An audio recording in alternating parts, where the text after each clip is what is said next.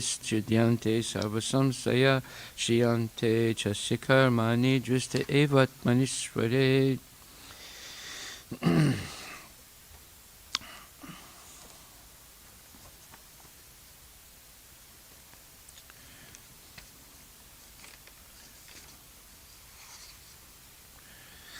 To hear about Krishna from Vedic literatures, or to hear from him directly through the Bhagavad Gita, is itself righteous activity. And for one who hears about Krishna, Lord Krishna, who is dwelling in everyone's heart, acts as a best-wishing friend and purifies the devotee who constantly engages in hearing of him. In this way, a devotee naturally develops his dormant transcendental knowledge. As he hears more about Krishna from the Bhagavatam and from the devotees, he becomes fixed in the devotional service of the Lord. By development of devotional service, one becomes freed from the modes of passion and ignorance, and thus material lusts and avarice are diminished. When these impurities are wiped away, the candidate remains steady in his position of pure goodness, becomes enlivened by devotional service, and understands the science of God perfectly. Thus, Bhakti Yoga severs the hard knot of material affection and enables one to come at once to the stage of a samsayam samagram, understanding of the Supreme Absolute Truth, Personality of Godhead. Srimad Bhagavatam, Canto 1, Chapter 2, verses 17 to 21. So these 5 verses, especially the first one, Srinvata Swakata Krishna Punya Shravana Kirtana Hirdyan Taksto Badrani Vidunati Srit Satam. It emphasizes the importance of hearing.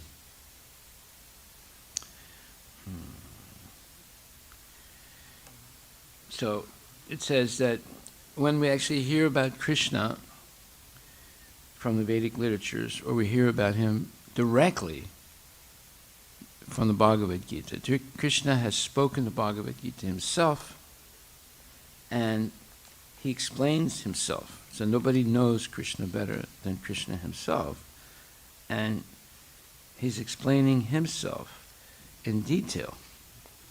So this is a unique, Bhagavad Gita is such a unique scripture because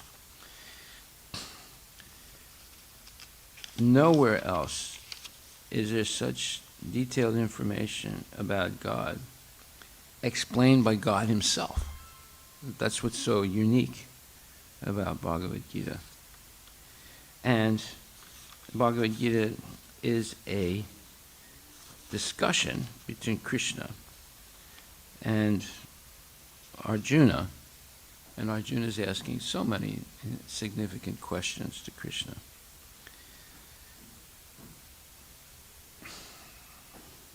Now, when we take an interest in hearing about Krishna, Krishna who's in our heart, hearing and seeing our interest in hearing about him, he becomes our best wishing friend, and he purifies the devotee who constantly engages in hearing about him. Thus, the devotee naturally develops his dormant transcendental knowledge. That means we've spent many lifetimes in this material world, in different species, and we were originally with Krishna in the spiritual world, but we've forgotten. But by regularly hearing about him, especially directly from him, from like in Bhagavad Gita, our memory becomes purified. And then we can remember, yes, I am actually eternal servant of Krishna.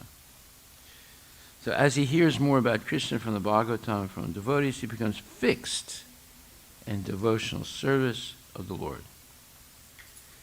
So that is the benefit of regularly hearing Krishna Katha, and especially Bhagavad Gita, which is Krishna Katha spoken by Krishna himself. So this in Bhagavad Gita also it's explained that our, let's say, disease is forgetfulness. Therefore, regular hearing is necessary to improve our ability to remember things.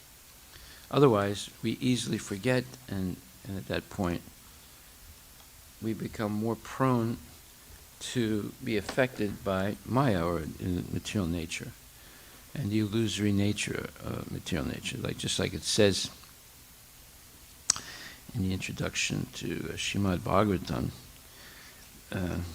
not the introduction, but the second verse of Srimad Bhagavatam says that Dharma Pujita Kaitravotra Paramo Nimatsaram Satam Vedyam Vasavam Atravastu Shivadam Tapatrayan Mulanam Srimad Bhagavate Mahamuni Krite Kimva Parer Ishvara Sadyo Hidi Avarudite Tra Kriti Bihi Susu Subhistakshanat. It says, completely rejecting all religious activities which are materially motivated, this Bhagavata Purana propounds the highest truth, which is understandable by those devotees who are completely pure, who are fully pure in heart.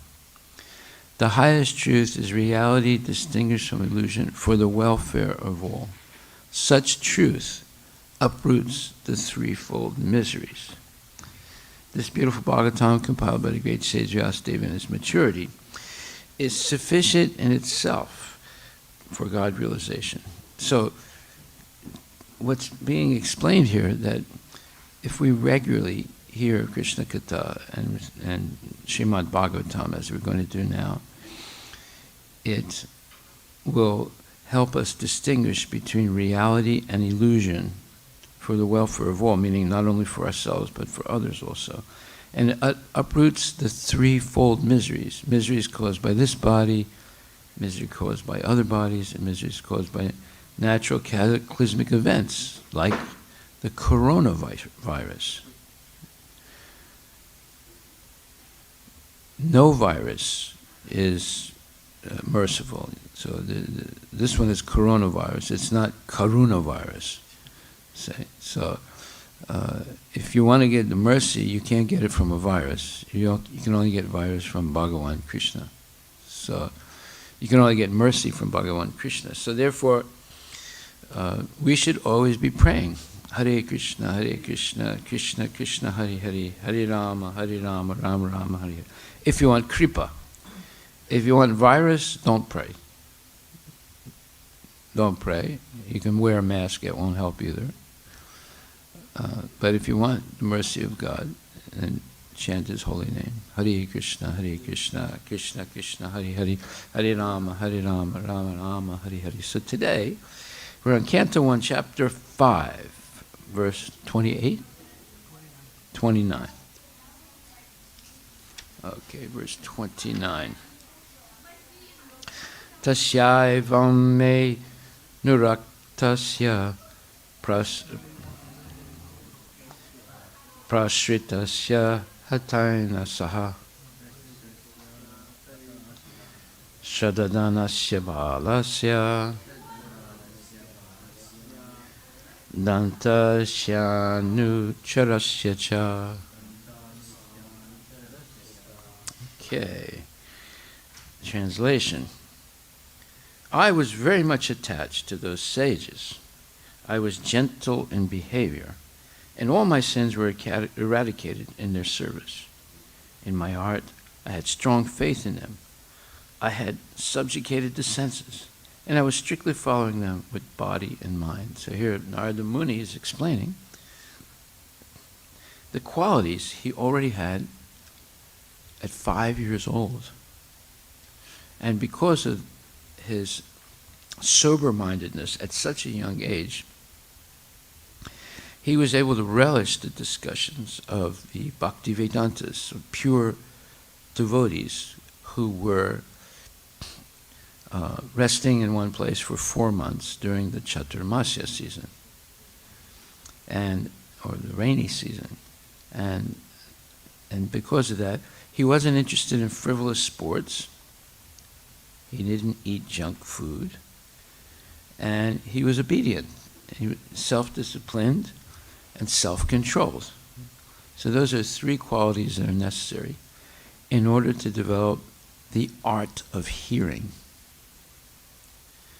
The art of hearing, there are different arts that one needs to, let's say, master to be a consistent devotee. One is the art of hearing. The second is the art of repeating, and then the art of remembering. You see, and then above all that is the art of work. You don't need to learn the art of living, because that can be misrepresented into living in sense gratification.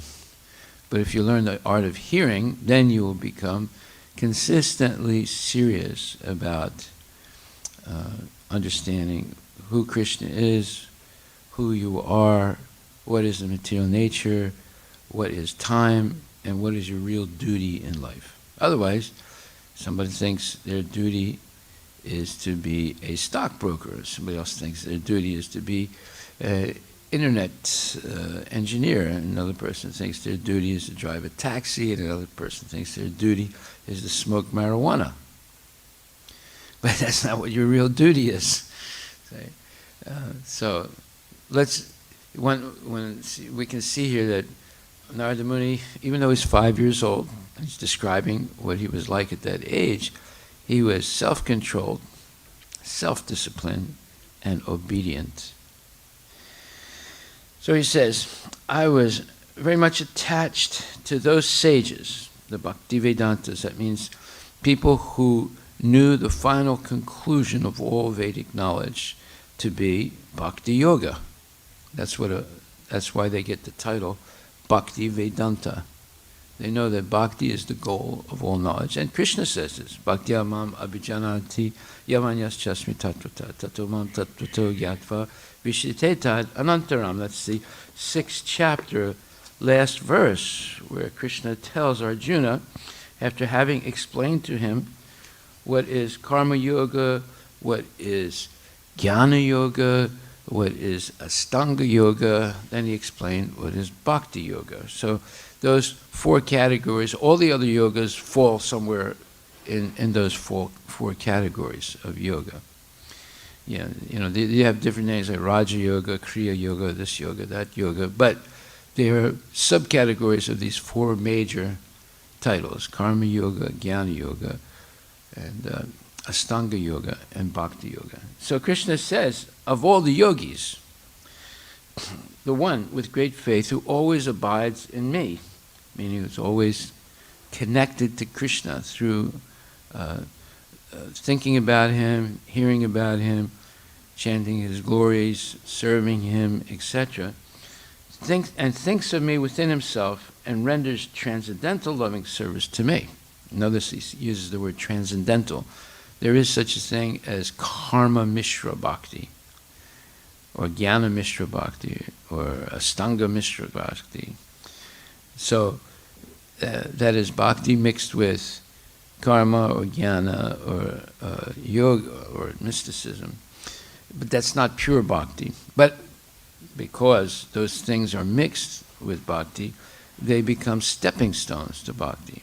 But if you simply do karma yoga with attachment to the result of your activity, although you're following the Vedic path, that is actually inauspicious, because it's mixed with a material motive. If it's mixed with bhakti yoga, then you can make some advancement. If it's mixed with selfish desires, then it's actually not good for you. You'll never reach the goal. And the same with jnana, and the same with astanga. So those yogas, when there's no admixture, there's no connection to bhakti, they're actually obstacles to advancement in spiritual life. They're not actually stepping stones. But if they're mixed with some bhakti, then they become stepping stones to advance further, but only on condition if you have a bona fide guru.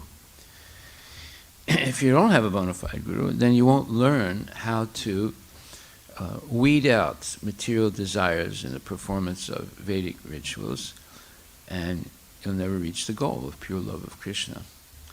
So he says, of all yogis, the one with great faith who always abides in me, thinks of me within himself, and renders transcendental loving service to me, he, or she, is the most intimately united with me in yoga, and is the highest of all. That is my opinion. So the final opinion is, 6th chapter, 47th verse, Bhakti Yoga is the best, let's say, way to connect permanently with Krishna in devotional service and eventually develop pure love. Just like, let's say a man and woman get married. And after 10 years or 20 years or 30 years of marriage, they realize there's no love between them. What good is that union? You have to think now. They got married, and when they first got married, there was, I love you, I love you. And after 30 years, I hate you, I hate you. So therefore, they didn't reach the goal. They thought they had reached the goal when they first got married, but later on they found out that they didn't reach the goal. What is the goal? Pure love. And dedication and sacrifice and consideration and compassion and so forth. So if there's no pure love, there's no more union. There's no more marriage. So in the same way, you can perform karma yoga, you can perform jnana yoga, you can perform ashtanga yoga, right?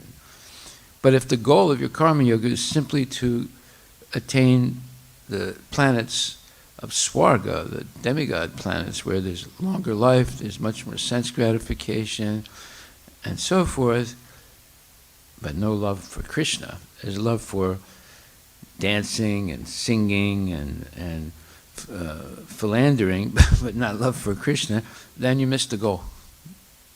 Or the same thing with jnana. If you perform jnana yoga, but to merge into the Brahman effulgence, where you temporarily think you yourself have attained godhood by merging into the impersonal light, there's no love. There's no bhakti. So you'll fall down.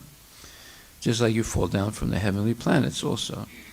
And if you spend so many years developing mystical yoga and the 8 different mystic perfections, but you don't develop love of Krishna, again you fall down, like Durvasa Muni and other great yogis who perfected many of the siddhis, but didn't develop pure love of Krishna.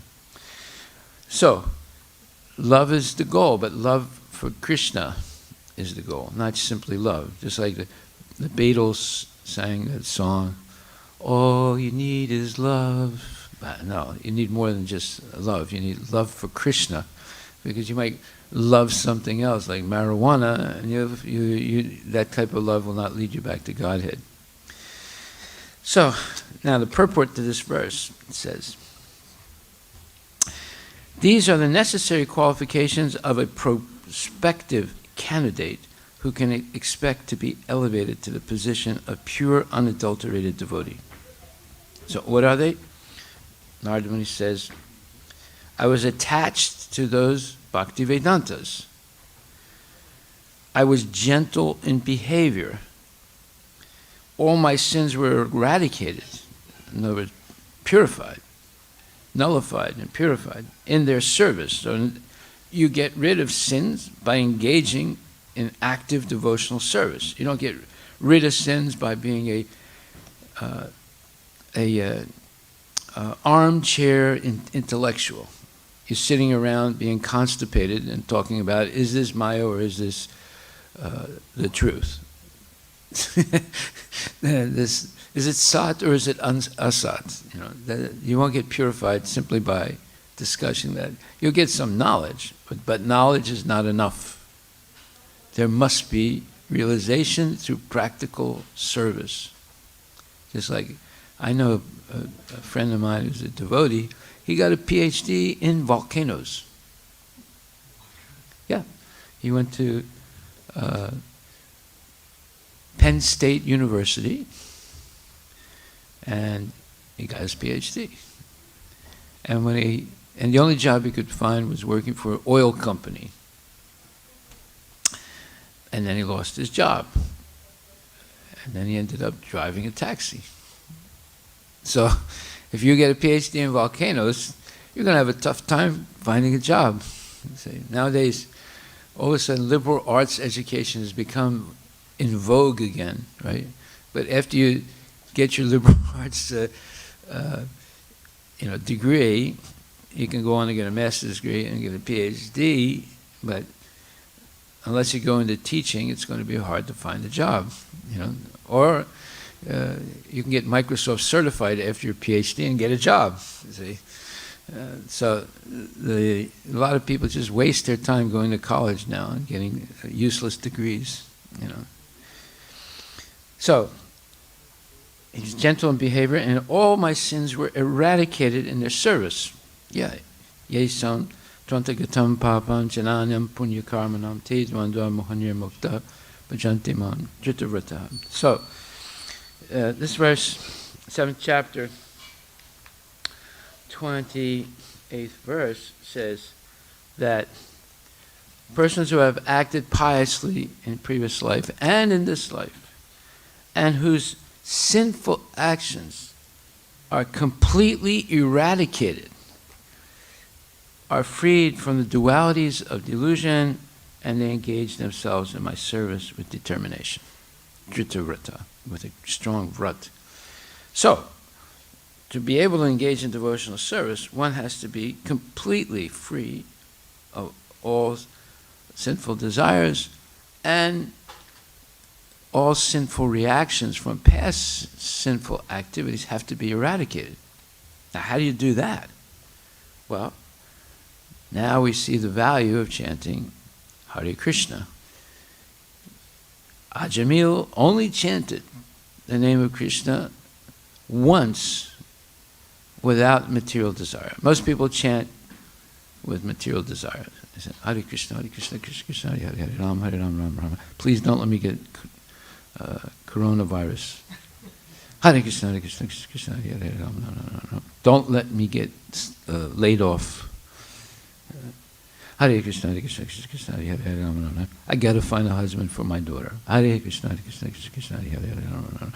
And my son has to pass the SAT test. Hare Krishna, Krishna Krishna, Hare Hare. And I have a backache. Please let me get rid of that backache.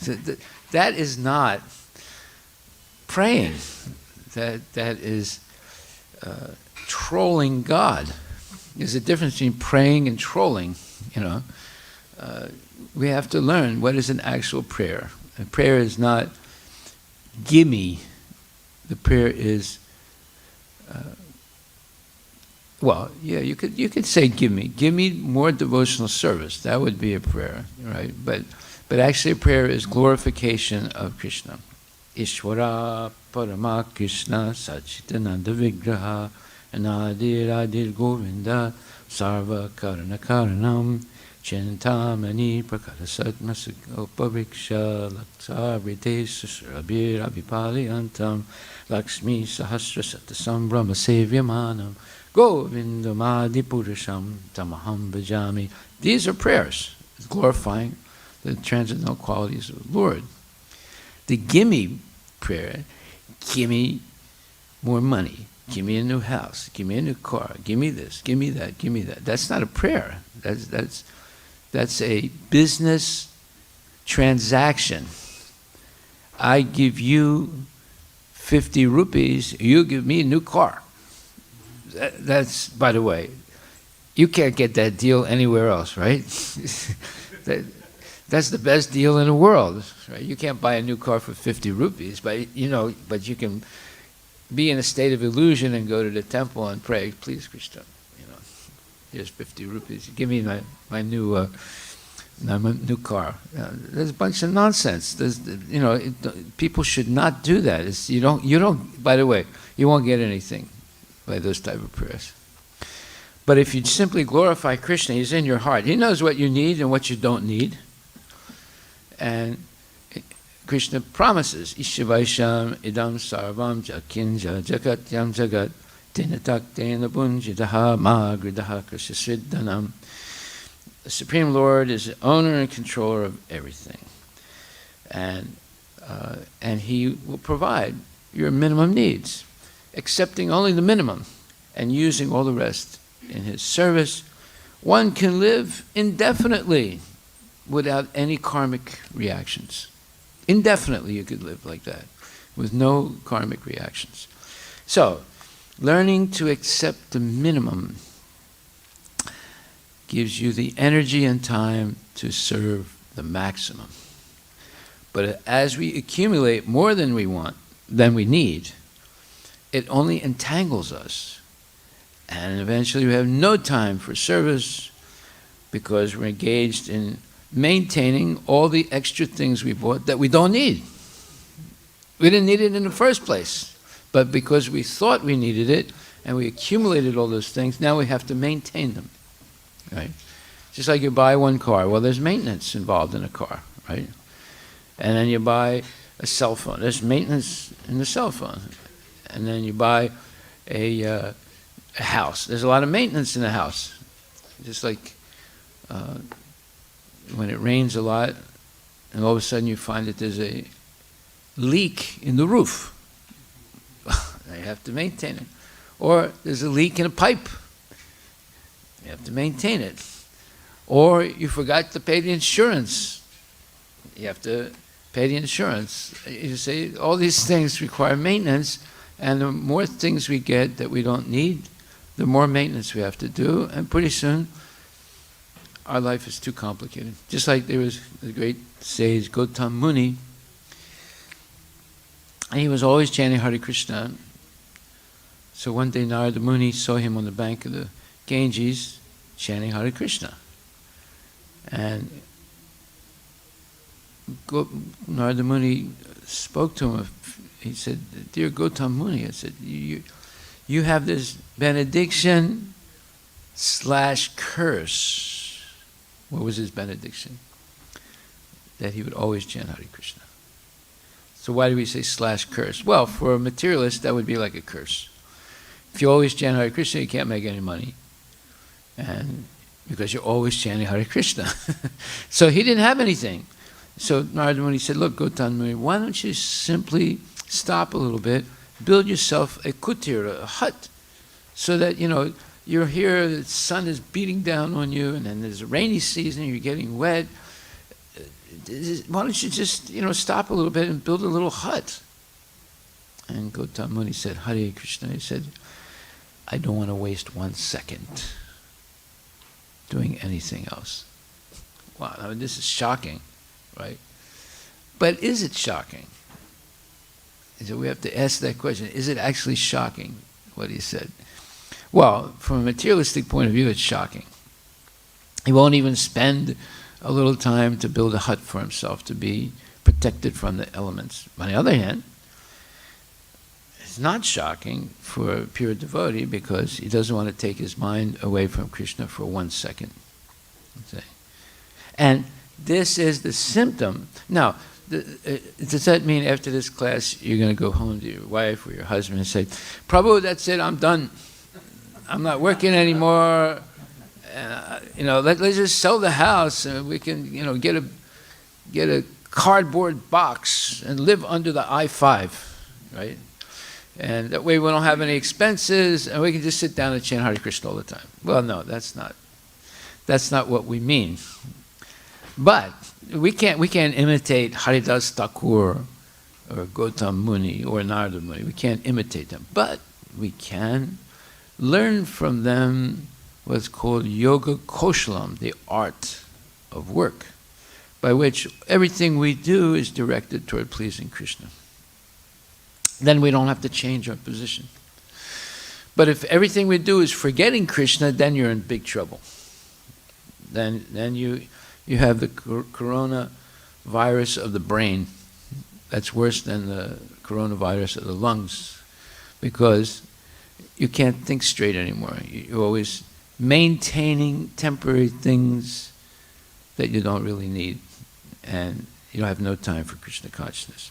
So we have to learn the art of work by which everything we do is directed toward pleasing Krishna. And you can do that, and that is what we're basically teaching. So here it says, he says, "In my heart I had strong faith in them,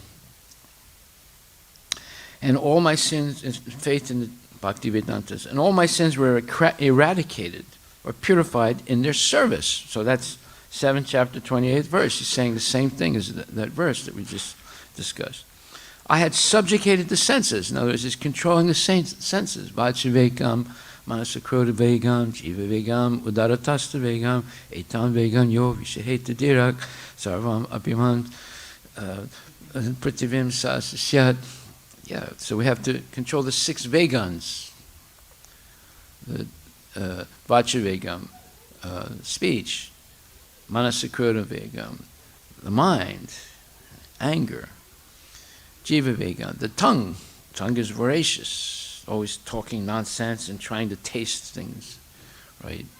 This pizza, this cappuccini, that cappuccini, they always want to taste things like that. And always, after tasting nonsense things, they want to talk nonsense, So, and the tongue, Jiva Vegam, Udara Prastha Vegam, and the stomach, overeating, and sex. So these are the vegans, the things that are pushing us always, pushing. Do this. Don't chant Hare Krishna. Eat more. Don't chant Hare Krishna. Sleep more. Don't chant Hare Krishna. Make more money, like that. So these are vegans.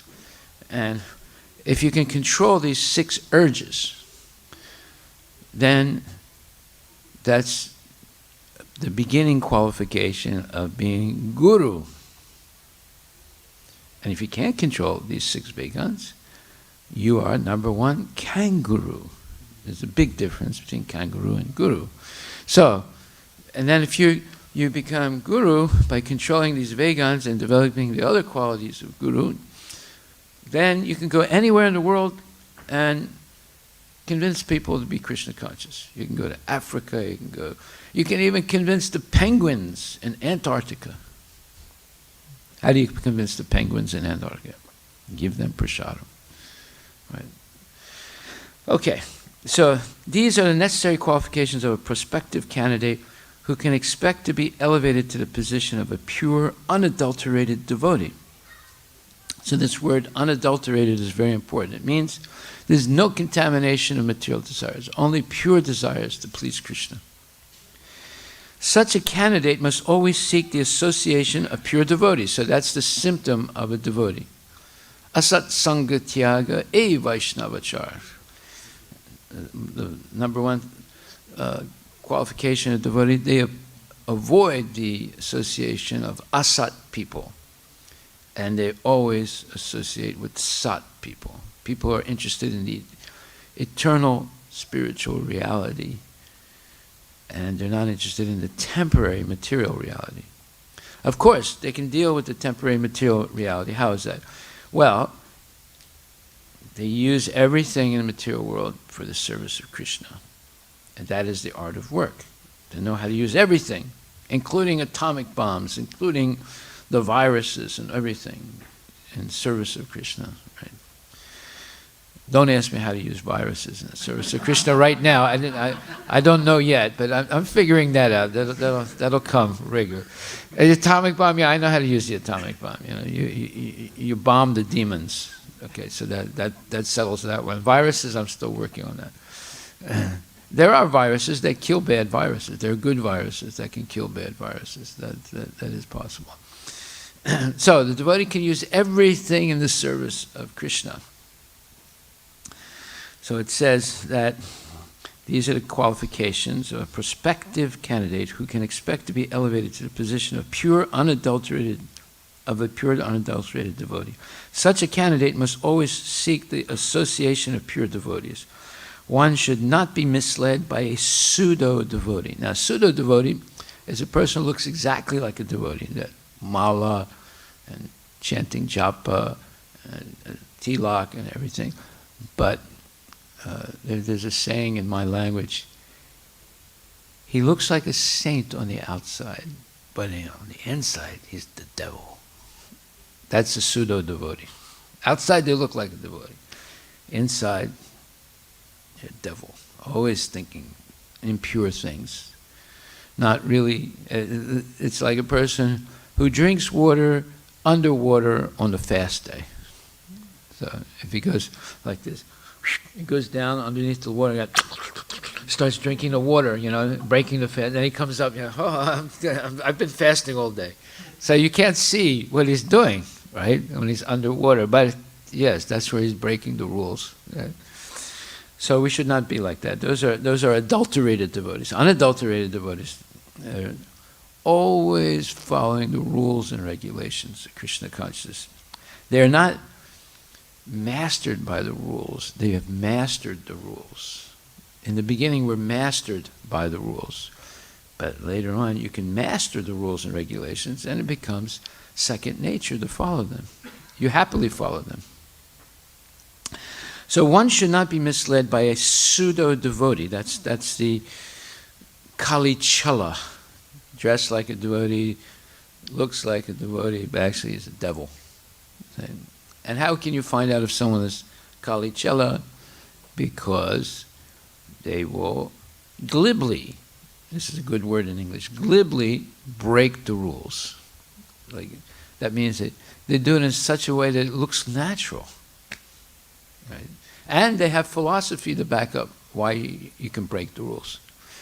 But it's not philosophy, it's foolosophy, you see. And they can mislead people. Okay, so that's adulterated. Such a candidate must always seek the association of pure devotees. So that's the qualification of becoming a good devotee. You seek the association of pure devotees. Like Srila Prabhupada. So we have Prabhupada's lectures, we have his books, we have his conversations, we have so many things by which we can be in direct contact with Srila Prabhupada and Prabhupada's sincere followers who are also strictly following the rules, but doing it with love and devotion, not out of resentment. Some people follow rules resentfully, but following them enthusiastically with genuine appreciation and love for Prabhupada and the acharyas and so forth. That's another thing. A pure devotee, he himself must be plain and gentle to receive the instructions of such a pure devotee. A pure devotee is a completely surrendered soul unto the personality of Godhead. He knows the personality of Godhead as the supreme proprietor and all others as his servitors. So we're all dasa, dasanu dasa, the servant of the servant of the servant of the servant of the gopis of Vrindavan, who are pure servants of Krishna. We are dasa, dasanu dasa. And Krishna is Bhoktaram Yagitapasam Sarvaloka Maheshwaram Sridam Sarvabhutanam Gyadvamam Santin Richati. He's the ultimate Bhokta, recipient of all sacrifices. In other words, if we do a sacrifice or a yajna for our own benefit, then that is not Krishna consciousness. That is a person who's performing Vedic rituals, but for a materialistic purpose. And you cannot make any advancement by doing that. It's virtually impossible. But if one is directed correctly by a spiritual master, one can do the same ritual performance, but for the pleasure of Krishna, and make spiritual advancement. So there's two ways of doing things. One is the correct way, and the other is the incorrect way. How will you know if it's incorrect? Because you're associating with people who are correctly following the Vedic Shruti. And how do you know it's incorrect? Well, if you have the association of someone who's following correctly, they can instruct you. This is not the right way to do. Okay. So, and one must be plain. That means you must have a very simple life. No, not extravagancy in everything. Overeating, oversleeping, over this, over that. We should be simple and honest in all our dealings, and not overeating, oversleeping, and so forth. So a pure devotee is a completely surrendered soul unto the personality of Godhead. He knows the personality of Godhead as the supreme proprietor and all others as his servitors. So, understanding Sarvaloka Maheshwaram, Krishna is Maheshwara, he's the Maha Ishwara, the supreme controller and owner of everything. So, if we understand that, then we try and get the knowledge by which we can use everything that belongs to Krishna correctly in his service. That is real education. It's not this nonsense education. You can become like Bill Gates. You can become like Jeff Bezos. You can own the whole world. You can be the most richest person in the world. Kids think that that's the goal of life. And the more money you have, the more sense gratification you have. And the more sense gratification you have, eventually you commit sin. And the more sin you do, the more sinful reactions you get.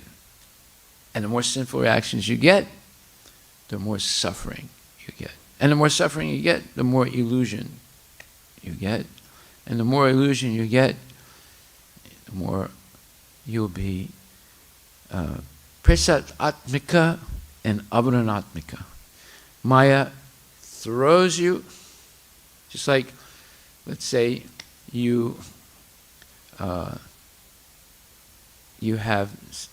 let's say you eat a banana, and now you have the banana peel, empty banana peel.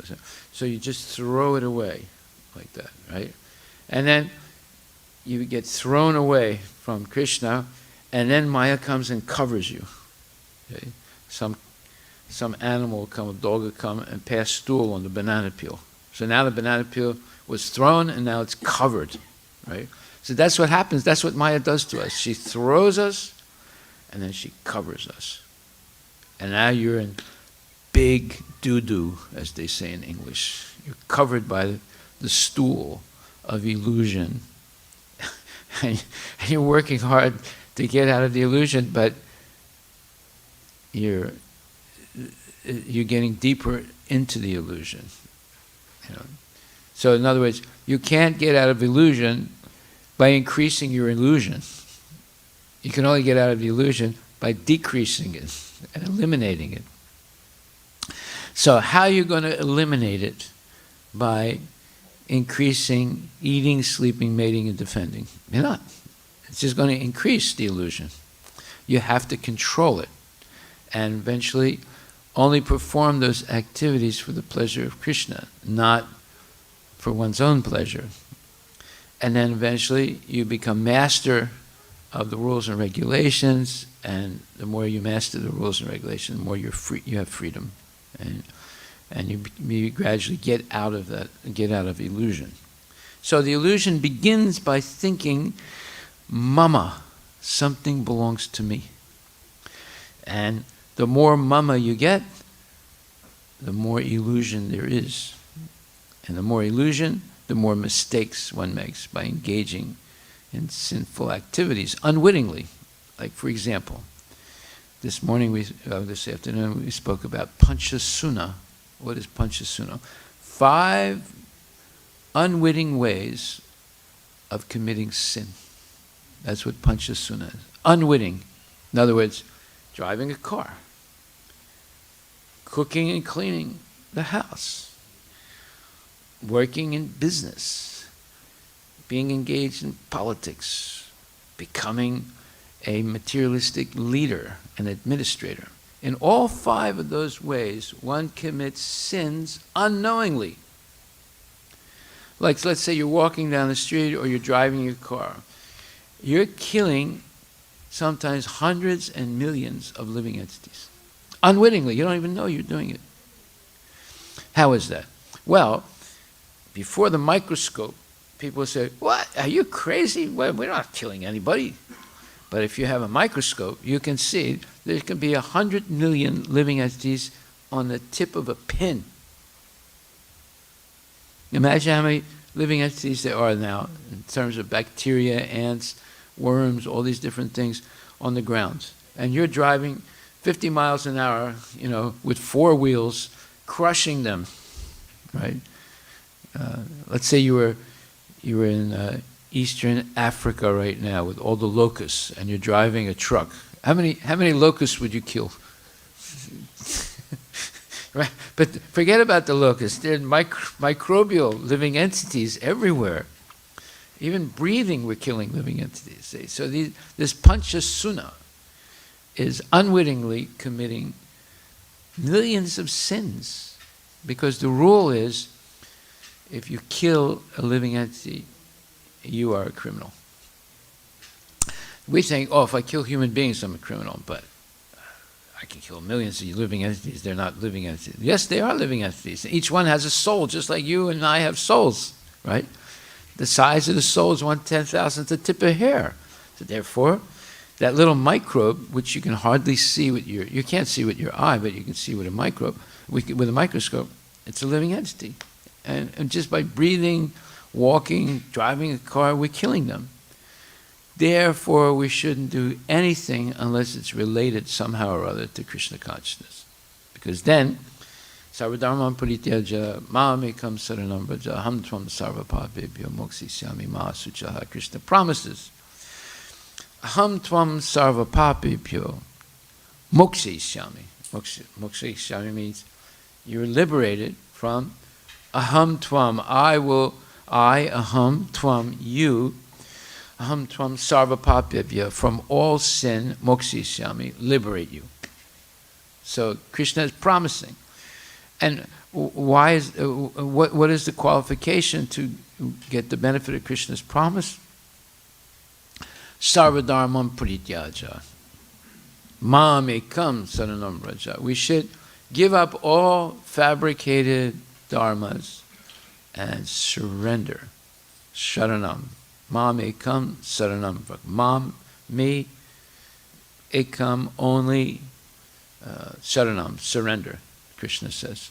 Then all the sinful reactions will be, you'll be saved from them. Okay, so here it says, and by the association of pure devotees only one can get rid of all sins accumulated by mundane association. A neophyte devotee must faithfully serve the pure devotee, and he should be very much obedient and strictly follow the instructions. These are the signs of a devotee who is determined to achieve success even in the existing duration of life. Wow, this is a short verse and a short purport, but it's got the whole philosophy. Right? You don't have to read the whole book. You just understand this one verse and purport.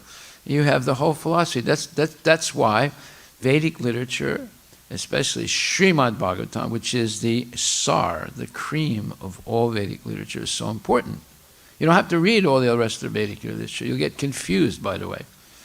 You won't even know who is God, because in the Rig Veda, it's all about, if you offer this to Indra, or if you offer this to Varuna, or if you offer this to Chandra, or if you offer this to this one or that one, well, you just read like the first 3 pages of the Rig Veda, you're already confused.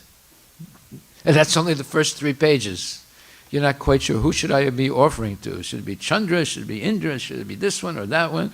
Should it be my grandmother or my neighbor or the dog? Or, you don't know. It's confusing. But here, Krishna says, Bhoktaram yagyatavasam, sarvaloka maheshram, suridam sarvabhutanam yatvamam santim richati. Just offer everything to Krishna with love and devotion. Okay, wow, I didn't even know this. We were going to read this verse today. This is a powerful verse. Any questions about it? We could lecture on this verse for at least 3 or 4 months. That's how powerful this verse is. Okay, then, Gayam gu yatamam yatat sakshad bhagavato ditam anvavo chan gamishyanta kripaya dina vatsalaha. As they were leaving, he's talking about, Narada Muni now is talking about the Bhakti Vedantas, these great 4 sages who were pure devotees, and who he listened to for 4 months. He didn't listen to them for like 10 minutes. He listened to them for 4 months continually, and he served them, and he was able to eat the remnants of their prasadam, and in this way, he became completely purified. As they were leaving, those Bhaktivedantas, who are very kind to poor-hearted souls. What is a poor-hearted soul? Does that mean you got a poor soul? No. A poor-hearted soul means that your heart is full of material desires, so therefore it is almost bankrupt. There's no love there for the Lord. That's poor-hearted. So he says, these Bhaktivedantas, who are very kind to poor-hearted souls, instructed me in that most confidential subject, which is instructed by the personality of Godhead himself. So, Rajaguyam, Rajaguyam Pavitram Idam Uttamam Pratyaksha Bhagaman Dharmam Susakam Kartamavayam, 9th chapter, 2nd verse. This is the king of all knowledge and the king of all secrets, Rajaguyam. What is the ultimate secret knowledge? Well, that's explained in Bhagavad Gita, 9th chapter. Right. Ultimate secret knowledge is how to please Krishna by developing love and devotion. So, 9th chapter is entitled The Most Confidential Knowledge. Right? And what does it say that's so confidential? Well, it says, Man manabhava mad bhakto, madhyachimam namaskaru, mam Ivaishyasi yukbhaivam atmanam mat parayanaha. This is confidential knowledge. Engage your mind always in thinking of me. Become my devotee. Offer obeisances to me and worship me. Being completely absorbed in me, surely you will come to me. There you are. What does Prabhupada say? In this verse, it is clearly indicated that Krishna consciousness is the only means of being delivered from the clutches of this contaminated material world. Sometimes unscrupulous commentators distort the meaning of what is clearly stated here, that all devotional service should be offered to the Supreme Personality of Godhead, Krishna. So they distort it. In other words, they say, well, yeah, of course you can do this for Krishna, but you have to also do this for Durga, and you have to do this also for Chandra, and you have to do this for the Ashwini Kumaras, and you have to do this for, this one and that one, and, So, so it gets confusing for most people. Or just like, some parents bring their young child who's maybe, 2 or 3 years old, and they say, Jai Karo, Jai Karo, Jai Karo. You have Jai Karo here, and then you have Jai Karo there, and they have the Jai Karo over here. But he's suddenly the kid's confused. What the hell is all this Jai Karo about, Everything he sees he's going Jai Karo to, So this is confusing, right? Well, it's not bad. It's training the kid to be respectful. That's actually good. But sometimes it goes too far. And then the kid gets confused, and when they get older, say, I'm not doing any more Jai Karos in the rest of my life. I already did so many before, right? Yeah. Sometimes unscrupulous commentators distort the meaning of what is clearly stated here, that all devotional service should be offered to the Supreme Personality of Godhead, Krishna. Unfortunately, unscrupulous commentators divert the mind of the reader to that which is not at all feasible. Such commentators do not know that there is no difference between Krishna's mind and Krishna. Krishna is not an ordinary human being. He is absolute truth. His body, his mind, and he himself are one and absolute. It is stated in the Kurma Purana, as it is quoted by Bhaktisiddhanta Saraswati Goswami in his Anubhasya comments on Chaitanya Charitamrita, 5th chapter, Adi Lila, verse 41 to 48. Deha dehi vibedo yam neshvare vidyate kvachit. This means that there is no difference in Krishna, the Supreme Lord, between himself and his body. But because the commentators do not know the science of Krishna, they hide Krishna and divide his personality from his mind or from his body. Although this is sheer ignorance of the science of Krishna, some men make profit out of misleading people. Whoa. Some men make profit out of misleading people. There are some who are demonic. They also think of Krishna, but enviously, just like King Kamsa, Krishna's uncle. He was also thinking of Krishna always, but he thought of Krishna as his enemy. He was always in anxiety, wondering when Krishna would come to kill him. That kind of thinking will not help us. One should be thinking of Krishna in devotional love. That is bhakti. One should cultivate the knowledge of Krishna continuously. What is that favorable cultivation? It is to learn from a bona fide teacher. There it is. What is that? Favorable cultivation is to learn from a bona fide teacher. Krishna is the Supreme Personality of Godhead, and we have several times explained that his body is not material, but is eternal, blissful knowledge. Sat Chitananda Vigraha, right? Vigraha means a form. His form as Shyam Sundar, Tribhanga, three-bending form, holding a flute. That is Sat Chitananda Vigraha, eternal, full of transcendental knowledge, and full of transcendental bliss. This kind of talk about Krishna will help one become a devotee. Understanding Krishna otherwise, from the wrong source, will prove fruitless. One should therefore engage his mind in the eternal form, the primal form of Krishna, with conviction in his heart that Krishna is the Supreme. He should engage himself in worship. There are hundreds of thousands of temples in India for the worship of Krishna, and devotional service is practiced there. When such practice is made, one has to offer obeisances to Krishna. One should lower his head before the deity and engage his mind, his body, his activities, everything that will make one fully absorbed in Krishna without deviation. This will help one transfer it to the Krishna Loka. One should not be deviated by unscrupulous commentators. One must engage in the 9 different processes of devotional service, beginning with hearing and chanting about Krishna.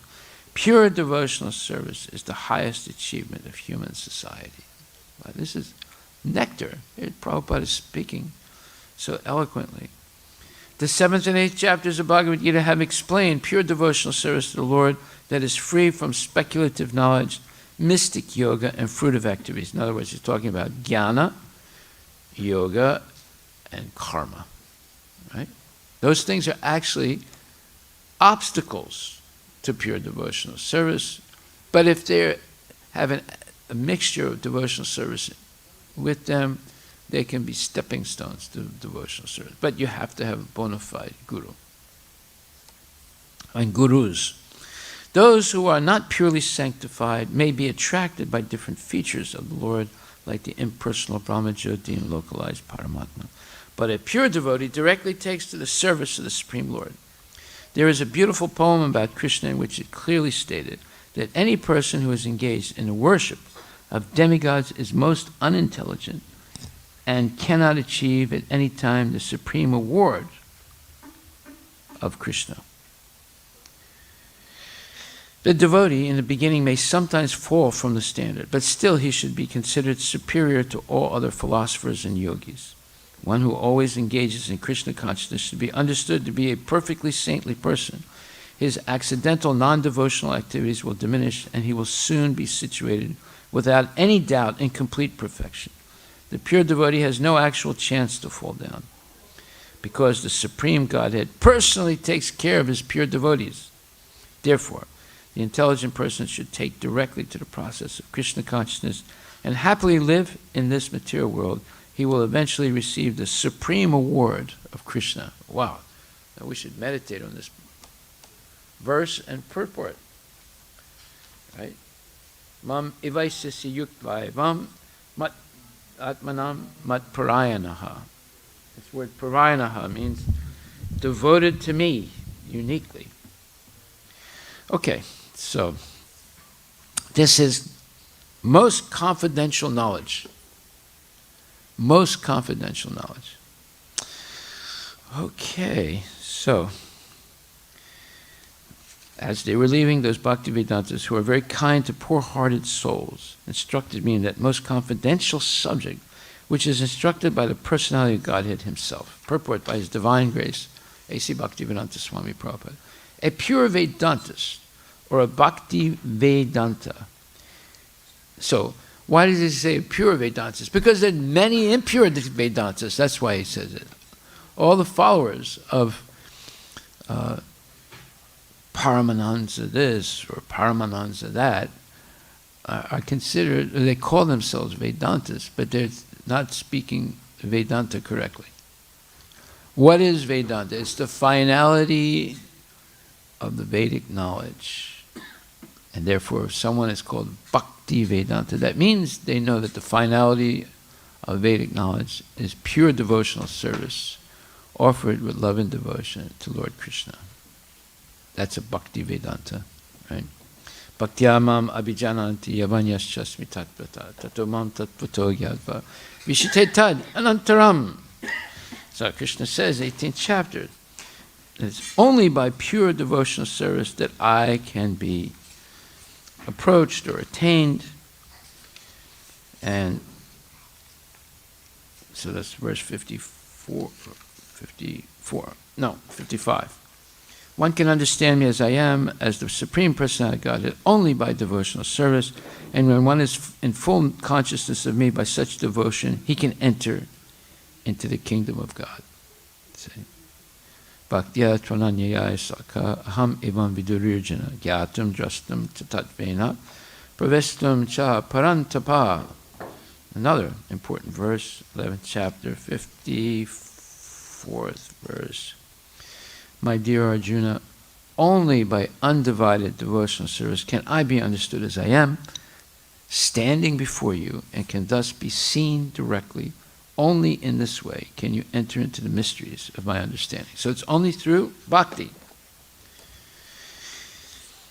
So it says here, a pure Vedantas or a Bhakti Vedanta instructs followers exactly according to the instructions of the Lord himself. The personality of Godhead, both in the Bhagavad Gita and in all other scriptures, has definitely instructed men to follow the Lord only. The Lord is the creator, maintainer, and annihilator of everything. The whole manifested creation is existing by his will, and by his will, when the whole show is finished, he will remain in his eternal abode with his paraphernalia. Before the creation he was there in the eternal abode, and after annihilation he will continue to remain. He is not therefore one of the created beings. He is transcendental. In the Bhagavad Gita, the Lord says that long, long before the instruction was imparted to Arjuna, the same was imparted to the sun god, and in course of time, the same instruction, being wrongly handled and being broken, was again instructed to Arjuna because he was his perfect devotee and friend. Therefore, the instruction of the Lord can be understood by the devotees only and no one else.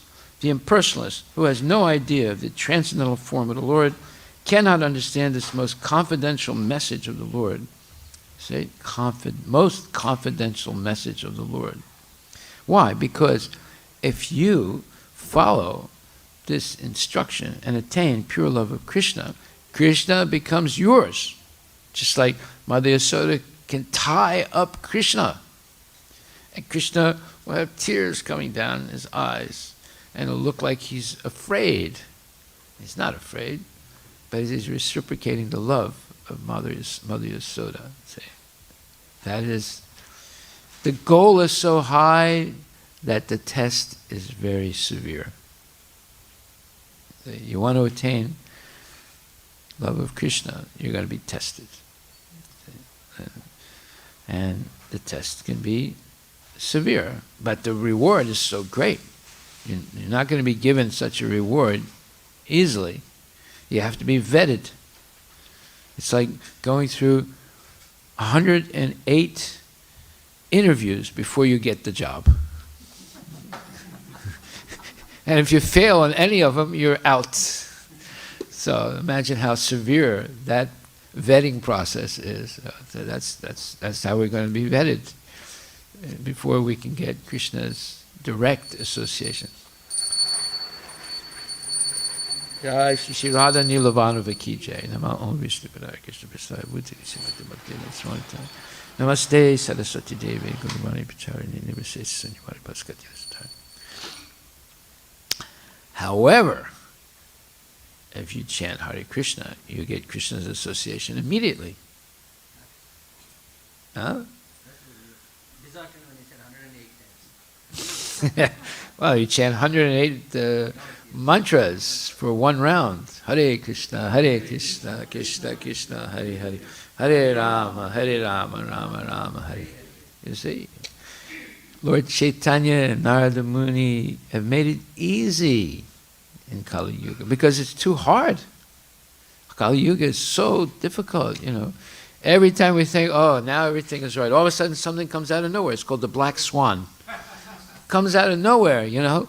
Now, you know, there's an epidemic all over the world. It's going to destroy China's economy, and China's economy is destroyed. How are you going to get your next iPhone? And how are you going to, you know, where are you going to get the toilet paper from? And where are you going to get this from? It's, you know, we're in trouble. China is going, you know, there's nothing being produced anymore, right?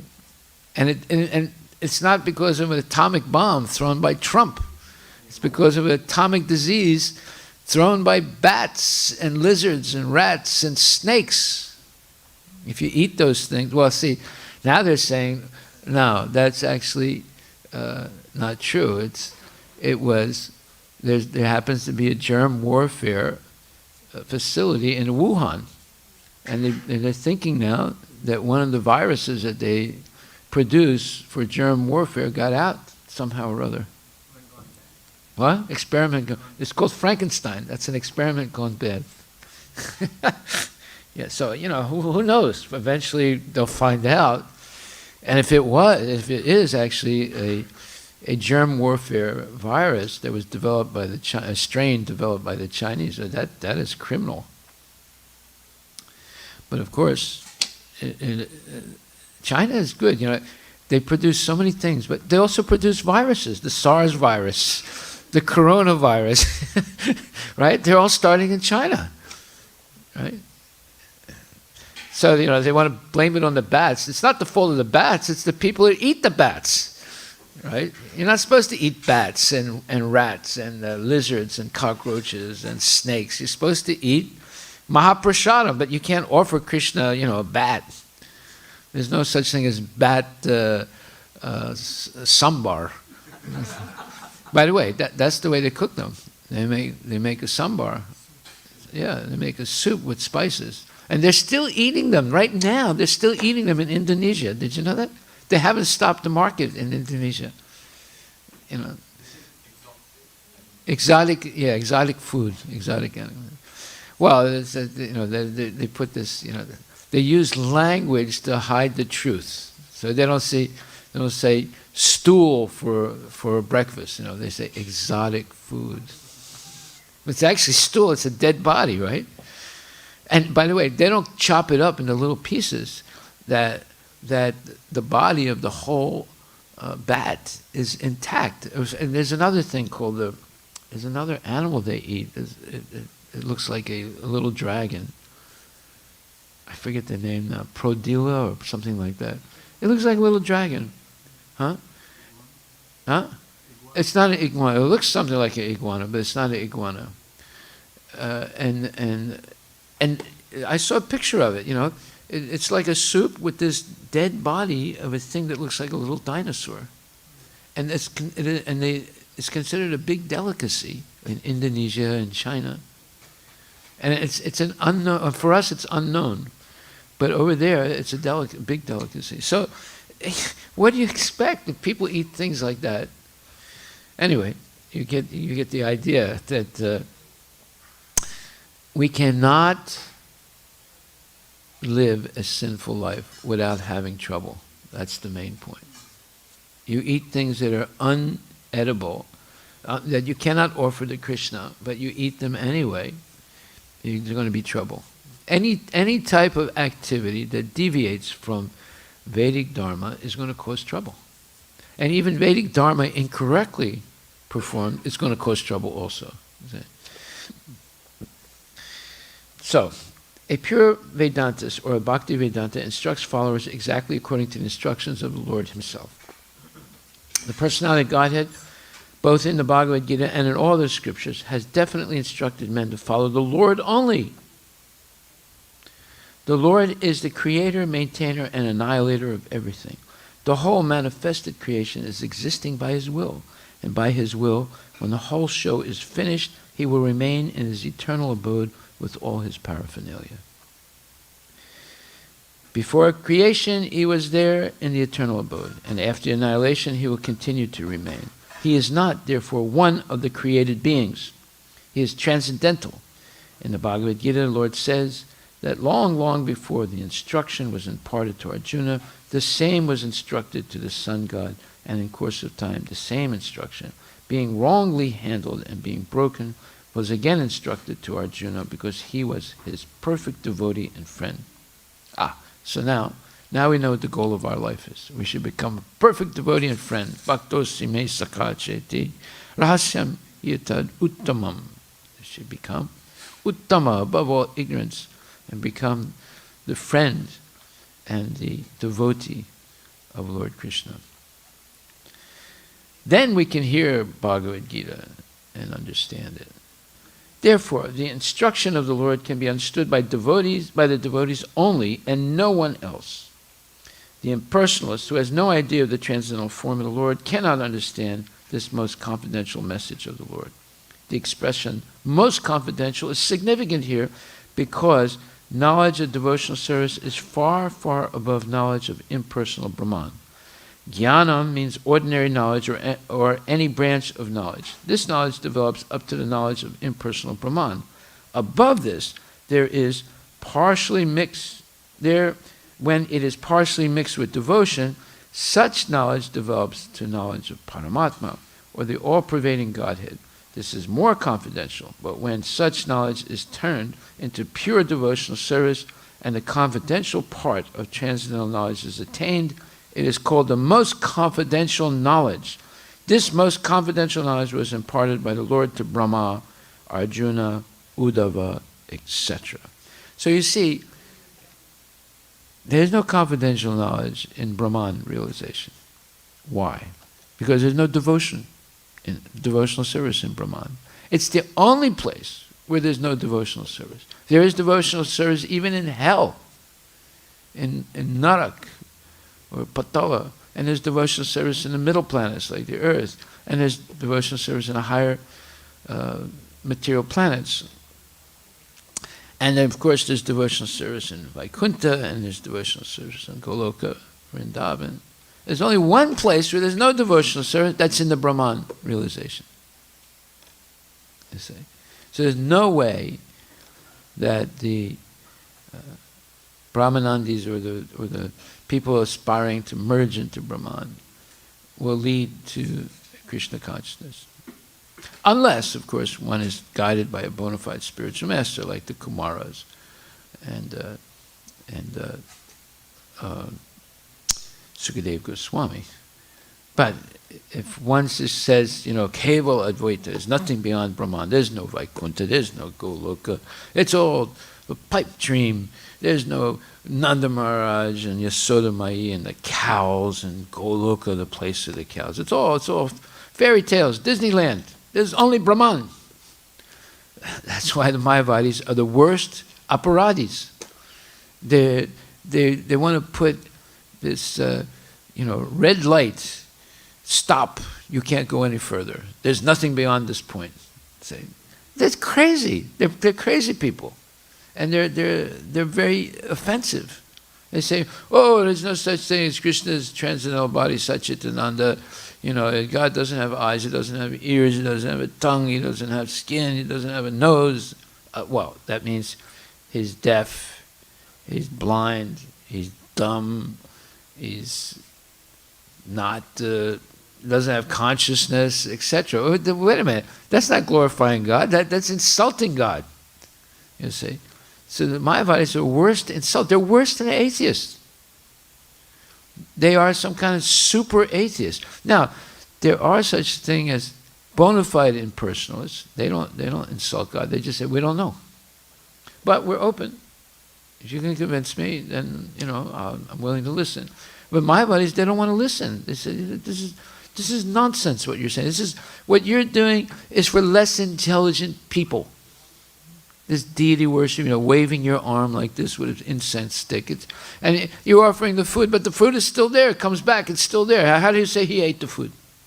See, they're making all these so-called rational, but it's not R-A-T-I-O-N-A-L, it's R-A-S-H. It's a rash, like you have a rash, like that, They're preaching rash. They're not preaching rational, it's rational. So you see, it's a bunch of nonsense. But yet, people love nonsense. So they love to hear all kinds of blasphemous things. Okay. The impersonalist who has no idea of the transcendental form of the Lord cannot understand this most confidential message of the Lord. The expression most confidential is significant here because knowledge of devotional service is far, far above knowledge of impersonal Brahman. So, okay, it's a wonderful purport again. These are all powerful purports by Srila Prabhupada, and powerful verses by Narada Muni. So we'll do one more.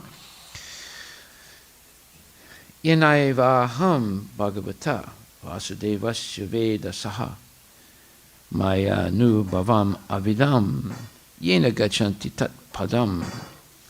But that confidential knowledge, by that confidential knowledge, I could understand clearly the influence of the energy of Lord Shri Krishna, the creator, maintainer, and annihilator of everything. By knowing that, one can return to him and personally meet him. Wow. You can go back and actually meet. You know what happens when you go to Vaikuntha? It's described later on in Srimad Bhagavatam. Lord Vishnu comes personally and shakes your hand and says, "Thank you very much. You made it." I'm not kidding you. Later on, you'll read that. He shakes your hand, "Thanks you very much, you made it." Yeah, that's what a big accomplishment it is, and that's like Vaikuntha. Imagine what happens when you keep going up, to Goloka. So when a cow likes you, the cow will come up and lick your hand, and lick your your coat or whatever. That's a sign that's their way of expressing affection. Nowadays, it's you come back from India.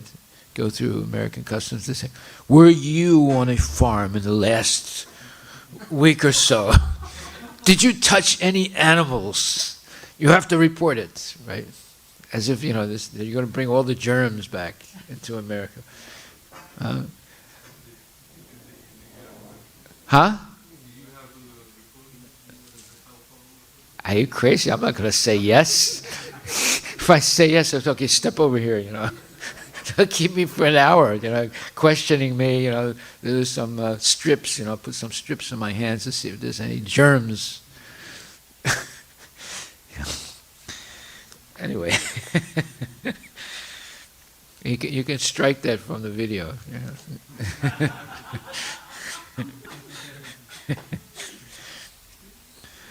Okay, so by that confidential knowledge, I can understand clearly the influence of the energy of Lord Shri Krishna, the creator, maintainer, and annihilator of everything. By knowing that, one can return to him and personally meet him. Purport by His Divine Grace, A.C. Bhaktivedanta Swami Prabhupada.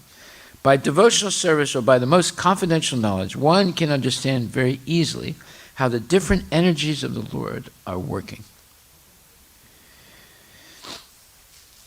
One part of energy is manifesting the material world. The other superior part of his energy is manifesting the spiritual world. And the via medium energy is manifesting the living entities who are serving either of the above-mentioned energies. So in other words, we can either serve Maya or we can serve Krishna. This is our fundamental free will choice. There's no third choice. There's only those two. Either you serve Maya or you serve Krishna. Because Vyasadeva saw that Maya is always following Krishna. She's the servant of the Lord. She's the shadow energy. So, as soon as you decide to enjoy a little bit of Maya, there she is. And what does she do? Prasadatmika, she throws you. And then Avanaratmika, she covers you. It's like the banana peel. You throw the banana peel out the taxi window, and then along comes a dog, passes stool and urine on it. That's the two, let's say, functions of Maya. It throws and it covers. Right? The living entities serving material energy are struggling hard for existence and happiness. Well, that's what our life is karsati. We're all struggling, trying to control the material nature that is Deva Mayi, uncontrollable. Because it's Krishna's divine energy. You cannot control the material nature. It's impossible. So therefore, it's just a struggle without any relief. Just like today when I was getting off the plane, right, in Seattle, there was an old man, a Muslim man in front of me, and he was walking, he was wobbling a little bit, and all of a sudden he fell over like this, and he was going to faint. You know, I grabbed the guy, held him up, you know, and you know, it was like, it was just shocking, you know. But you know, of course, that trip is so hard. You know, 14 hours in an airplane, breathing everybody else's coronavirus. You know, it's almost untenable, you know. And this guy, he passed out. You know, I had to hold him like this, and then the stewards came, and you know, they had to almost carry him out and put him into a wheelchair. You know, a lot of people. I'm not kidding you. A lot of people die.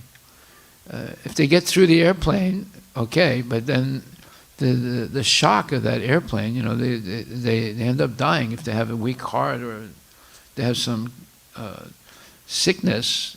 You know, that whole experience and waiting in line. I met one man from Muscat, right? He was an Indian guy who's working in Muscat, so he was going back, and I asked him, and he said, "Are you ISKCON?" You know, I was standing near him, and all of a sudden, out of the blue, he said, "Are you ISKCON?" I said, "No, I'm not ISKCON, but I'm a member of ISKCON."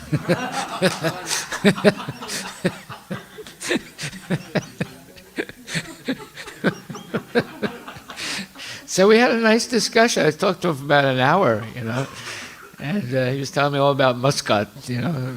I said, "What's it like there?" He said, "Oh, well, you know, we have a lot of devotees, but we have to keep everything, you know, muffled. You know, they don't allow us to have, you know, public meetings."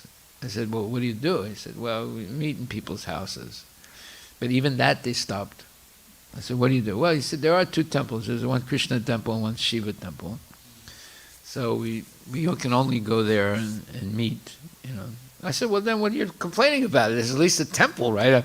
In Saudi Arabia, there's no temple, right? At least in Muscat, there's a temple." He said, "Yeah, but it's not that good, you know." So you see, there are problems everywhere. They're struggling everywhere, right? And then I said, "So how long have you been working there?" He said, "Well, I was working there many years, and then I got laid off. I went back to India. Now I got another job there, but I'm like starting all over again." I said, "Well, how old are you?" He said, "Well, I'm 59. I said, "You're starting all over at 59?" I said, "Why don't you retire?" He said, No, I can't retire, you know. So I said, "Well, how come you lost your job?" He said, "Well, years ago it was wonderful. It was like Vaikuntha," he said, you know. He said, "At first, the Arabs, they hired all these British guys, you know, everyone was British. But then they figured out that it would be cheaper to hire Indians. He said, but now they figured out it's cheaper to hire Chinese and Filipinos. So, you know, we were like, you know, 6 times cheaper than the British, so we got all the jobs, you know, and this lasted 20 years. And he said it was wonderful, you know, we're making good money. And then they figured out that they could hire the Chinese and the Filipinos 6 times cheaper than us." He said, now they're replacing all of us with them. He said, the only setback is they can't speak English. But he said, who cares if you can get them 6 times cheaper, right? So you see, there's no shanti in the material world. It's continual struggle, right? And for some time they thought, "Oh, this is Vaikuntha. Muscat is Vaikuntha," you know. And now, you know, Muscat is hell, because anytime we can lose our jobs, some Chinese guy will come in and you know, you're out, you know. Okay. So Therefore, in the Bhagavad Gita, the Lord says that long, long ago, before the instruction was imparted to Arjuna, the same was instructed to the sun god, and in course of time, the same instruction, being wrongly handled and being broken, was again instructed to Arjuna because he was his perfect devotee and friend. Therefore, the instruction of the Lord can be understood by the devotees only and no one else. The impersonalist, who has no idea of the transcendental form of the Lord, cannot understand this most confidential message of the Lord. The expression most confidential is significant here because knowledge of devotional service is far, far above knowledge of impersonal Brahman. Jnana means ordinary knowledge or any branch of knowledge. This knowledge develops up to the knowledge of impersonal Brahman. Above this, when it is partially mixed with devotion, such knowledge develops to knowledge of Paramatma and the all-pervading Godhead. This is more confidential, but when such knowledge is turned into pure devotional service and the confidential part of transcendental knowledge is attained, it is called the most confidential knowledge. This most confidential knowledge was imparted by the Lord to Brahma, Arjuna, Uddhava. So, you can attain Brahman realization even by studying mundane knowledge. You can attain a glimpse of Brahman by taking LSD. That's what the hippies did in the 1960s. They were taking LSD, and they were saying, "Wow, God is everywhere. I saw it. I saw the light.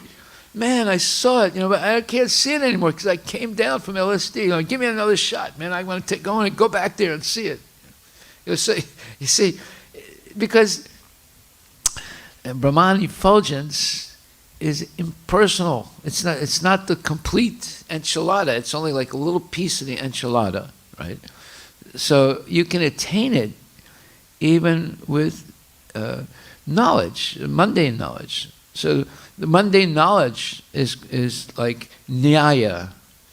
There's three types of prasthanas. There's nyaya prasthana, there's jnana prasthana, and there's shruti prasthana. So you can attain it just with mundane knowledge, but it's not complete, and therefore you'll fall down, right? So only devotees can understand the Srimad Bhagavatam and Bhagavad Gita, unfortunately. But fortunately, devotees are kind. They will try and help people who are not qualified at all to hear anything, but still they're trying to help them to become devotees. And the greatest help, see, here's the difference between Krishna consciousness and the ritualists.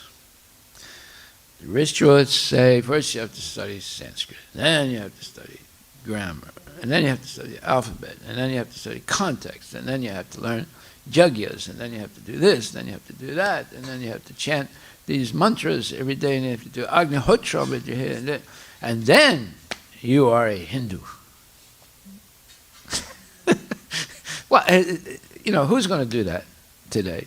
They say, wait a minute, if I do that, how can I get a job in Microsoft? I'll be doing, this thing and that thing, and, what's it going to give me in the end? I'm not going to get, $150,000 a year doing jagyas, unless, of course, you become a false guru, go into the Asirbat business, then you have a chance. But otherwise, if you're an honest person, you're always going to be a poor brahmana, right? So they don't want to do it anymore. Just a few people want to do it. Even the schools where they're teaching young boys to be Brahmins, they also teach them how to pass the 10th grade tests, right? The 10th grade test in India is like going from high school to college, right? So they also teach them how to pass that test so that they can go to college and get, degrees, masters, and PhDs, and get jobs. And only a few of those boys that are getting all that training will be full-time priests the rest of their life. But they will be priests, they will help out, but they will also, get higher education to get jobs. So is this good or bad? Well, it's better than nothing, let's put it like that. It's better than kids growing up being atheists and not being interested at all. So that it is good in many ways. But it is self-defeating. It is self-defeating because eventually that whole ritualized system will be overtaken by the Christians, because the Christians, they don't say you have to know this, you have to know that. You just have to know Jesus and surrender to Jesus, and you're going back to Godhead. You're going back to you're going to go to heaven, and we'll give you money. We will give you money, right? The Brahmin boys that convert to Christianity, they get more money than the Sudras that convert to Christianity.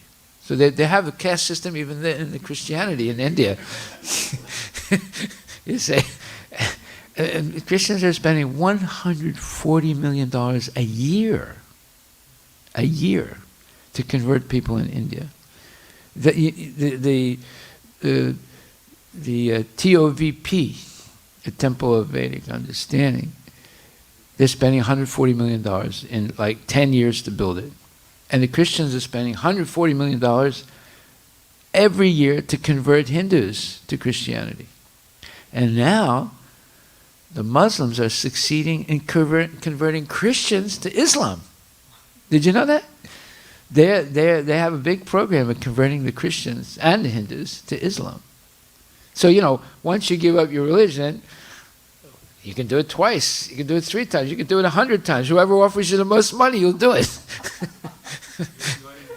You're in demand. You're a desirable commodity, right? And if you're a Brahmin, you get more money. So this is the circus that's going on in India today, unfortunately. Okay, are there any questions? Should we do one more, or should we stop? Okay. All glories to Srila Prabhupada ki jai. Haribol, Haribol. We're living in a dangerous world. If it's not the virus, it's the Mayavadi virus. If it's not the Mayavadi virus, it's the Christian virus. If it's not the Christian virus, it's the Muslim virus. If it's not that virus, it's the atheist virus. There's too many viruses now. One is deadlier than the other,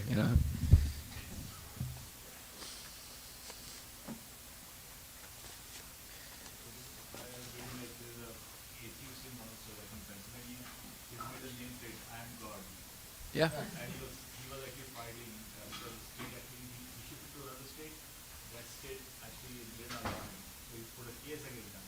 And finally he won the case and the money so that he can use the number plate on this car, I am God. Because he's atheist and he preaches atheism. Atheists win, Prabhu. We should all become atheists. You can sue the state and make money. And then let's go to India and start conversion businesses. No, the next license plate, I am God and you must surrender right now.